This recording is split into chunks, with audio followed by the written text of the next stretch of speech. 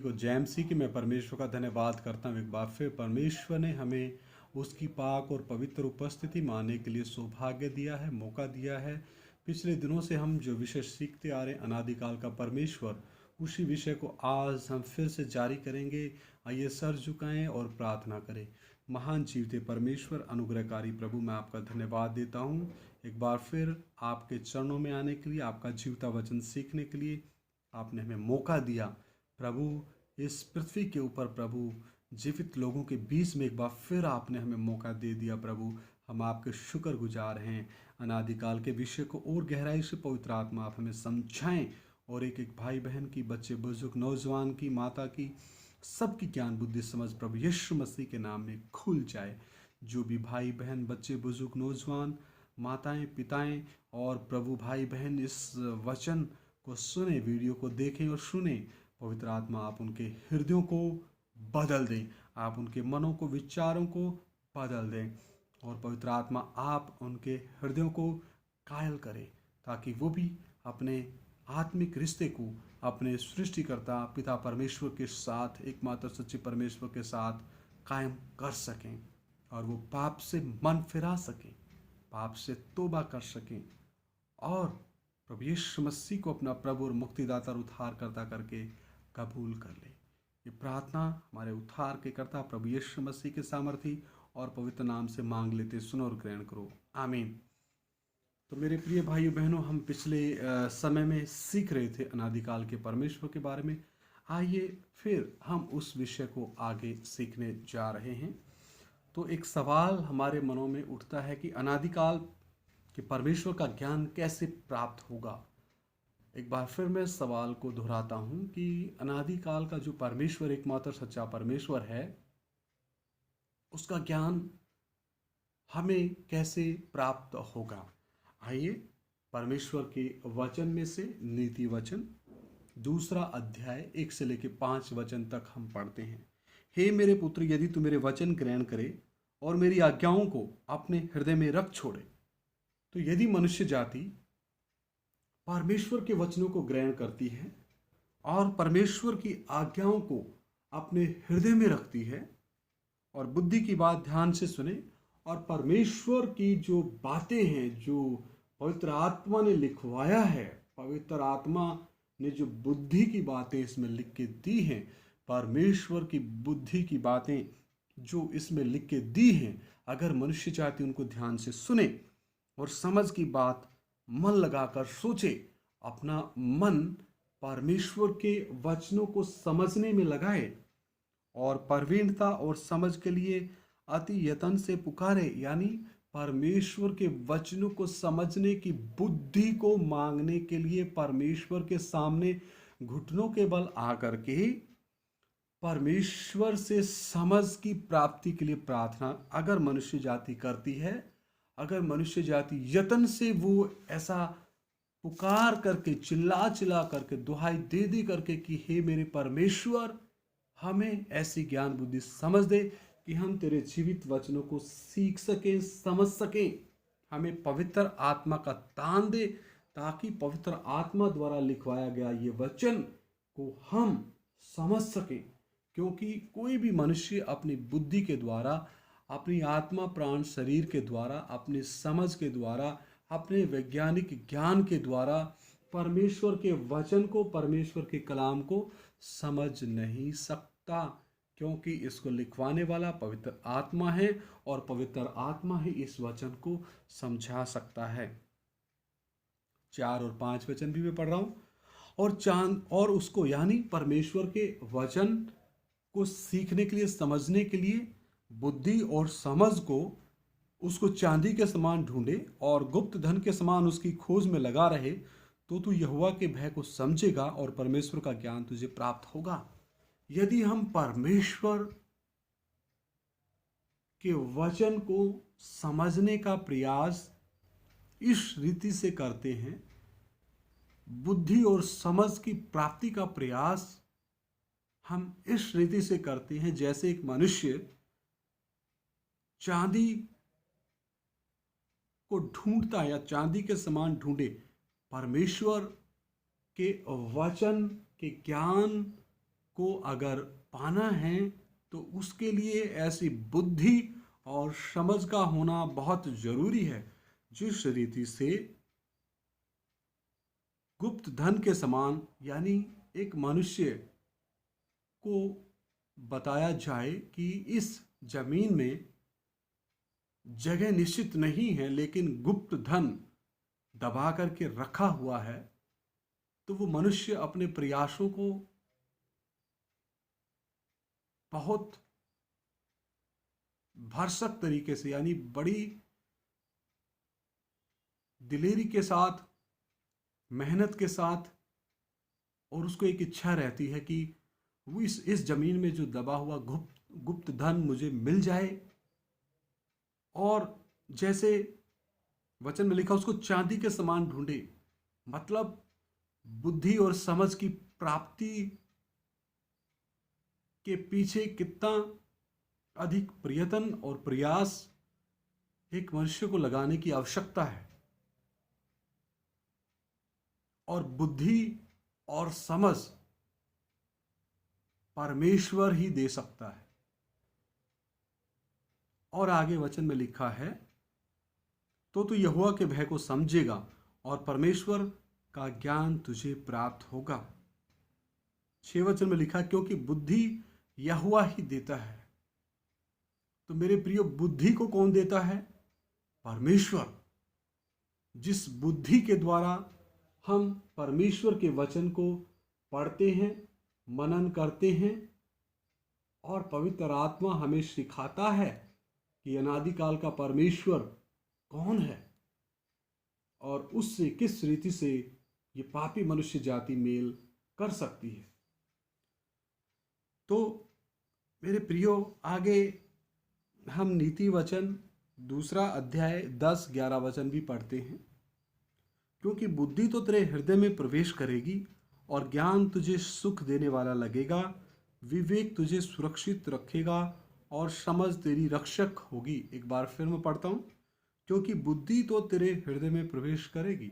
जो बुद्धि परमेश्वर देता है, वो बुद्धि परमेश्वर की बातों को परमेश्वर के तरीके से ही समझाती है। यानी कि पवित्र आत्मा जब हमारी बुद्धि खोलता है, हमें बुद्धि देता है, ईश्वरीय बुद्धि देता है, ईश्वरीय समझ देता है, तो वो बुद्धि हमारे हृदय में प्रवेश करती है, और उसकी प्राप्ति के पश्चात हमें जो परमेश्वर का वचन का ज्ञान प्राप्त होता है, पवित्र आत्मा हमें प्रकाशन देता है। तो फिर वो ज्ञान हर एक उस मनुष्य को, भाई को, बहन को सुख देने वाला लगता है, क्योंकि उसको अपने अनादिकाल के परमेश्वर की पहचान आने लगती है, और वो दिन प्रतिदिन और अधिक परमेश्वर के वचन, प्रार्थना, संगति में आगे बढ़ता है। हालेलुया। और ऐसा ही तो परमेश्वर चाहता है। 11 वचन, विवेक तुझे सुरक्षित रखेगा और समझ तेरी रक्षक होगी। हमारी आत्मा में परमेश्वर ने अंतर्ज्ञान दिया है, विवेक दिया है और संगति दी। विवेक हाँ की हाँ, ना की ना कहता है। विवेक समझौता नहीं करता। तो यह कहता, विवेक तुझे सुरक्षित रखेगा।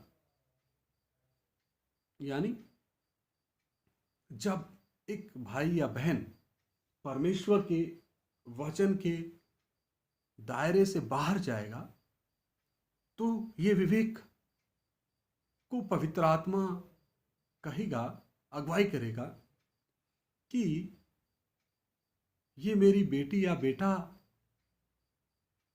वचन के दायरे से बाहर जा रहा है। तो विवेक एकदम भाई को या बहन को वार्निंग देता है, चेतावनी देता है कि हे भाई या बहन, आप परमेश्वर के वचन के दायरे से बाहर जा रहे हैं, वापस आ जाइए और समझ तेरी रक्षक होगी।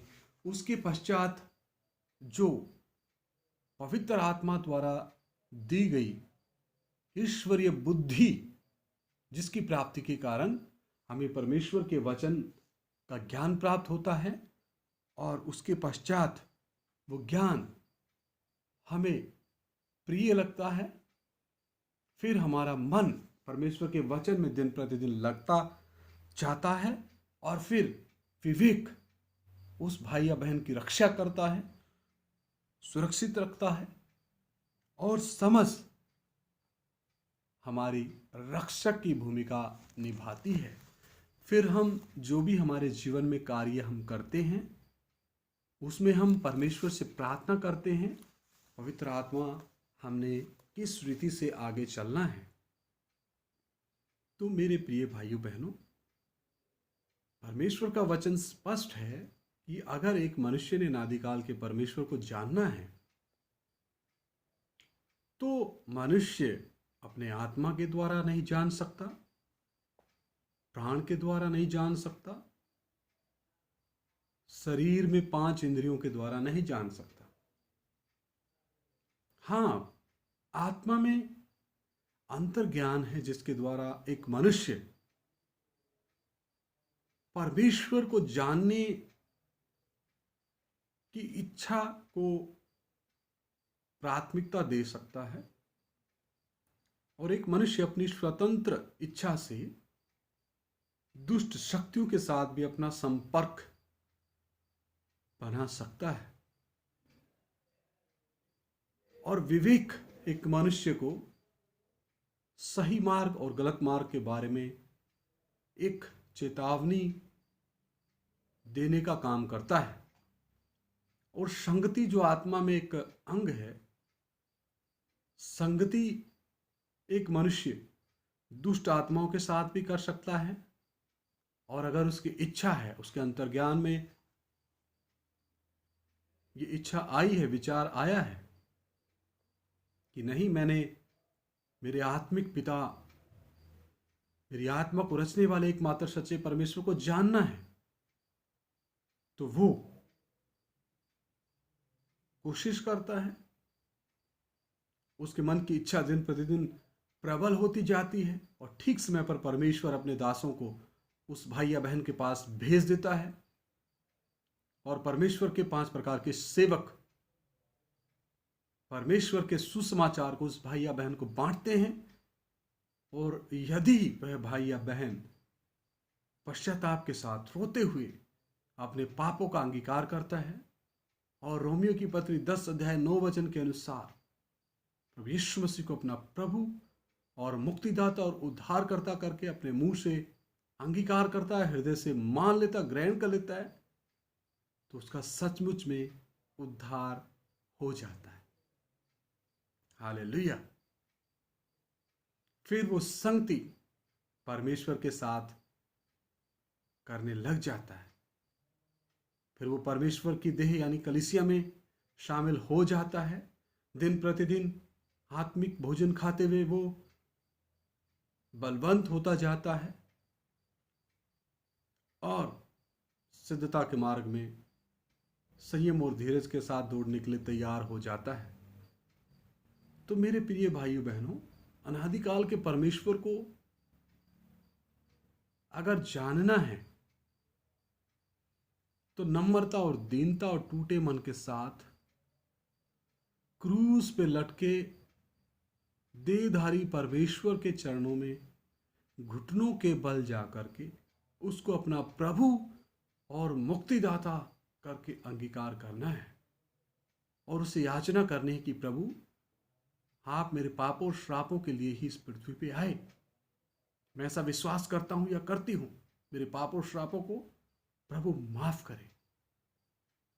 आगे से मैं अपने जीवन में और किसी दूसरे को परमेश्वर की जगह नहीं दूंगा या नहीं दूंगी। आप मेरे परमेश्वर, उद्धारकर्ता, मुक्तिदाता हो। प्रभु, मेरे जीवन में आओ और मेरे पाप और श्रापों को माफ कर दो। हालेलुया। प्रभु, मुझे सिर से लेके पांव तक मेरे आत्मा, प्राण, शरीर को तेरे पवित्र बहुमूल्य लहू के द्वारा धोकर शुद्ध कर दो। तो उसके पश्चात पवित्र आत्मा, परमेश्वर का वचन उस भाई या बहन के आत्मा में रखता है। अंदर एक भीतरी मनुष्य पैदा होता है, भीतरी मनुष्यत्व पैदा होता है। वो अविनाशी बीज परमेश्वर के सदा ठहरने वाले वचन के द्वारा पैदा होता है। उसका भोजन परमेश्वर का वचन है और वो परमेश्वर की इच्छा पूरी करने में दिन प्रतिदिन आगे बढ़ता चाहता है। हालेलुया।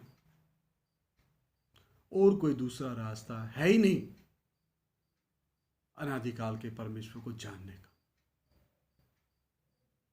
क्योंकि परमेश्वर और मनुष्य के बीच में सिर्फ एक ही बिचवई है, एक ही मध्यस्थ है। उसका नाम है प्रभु यीशु मसीह। प्रभु यीशु मसीह स्वर्ग का द्वार है। प्रभु यीशु मसीह भेड़ों का महान चरवाहा है, रखवाला है। हालेलुया। तो मेरे प्रिय भाइयों बहनों, प्रभु यीशु मसीह ने पाप की जो दीवार थी परमेश्वर और मनुष्य जाति के बीच, उसको गिराया है। प्रभु यीशु मसीह ने आदम से लेकर आखिरी मनुष्य तक के पाप और श्रापों को क्रूस पे उठाया है और क्रूस पे जान दी है। अधोलोक में आत्मिक रूप से कीमत दी है और तीसरे दिन मुर्दों में से जी उठे। इसलिए प्रभु यीशु मसीह कहते हैं, जीवन और पुनरुत्थान मैं हूं। हालेलुया।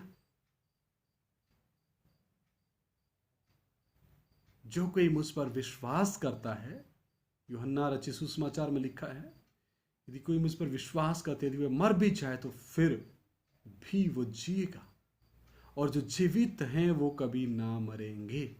हालेलुया। मैं वो रेफरेंस भी आपको बता देता हूँ। ये रेफरेंस पढ़ के, ये वचन पढ़ के हम प्रार्थना करेंगे। यूहन्ना रचित सुसमाचार, यूहन्ना रचित सुसमाचार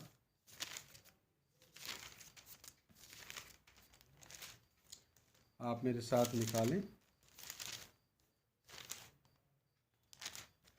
यूहन्ना रचित सुसमाचार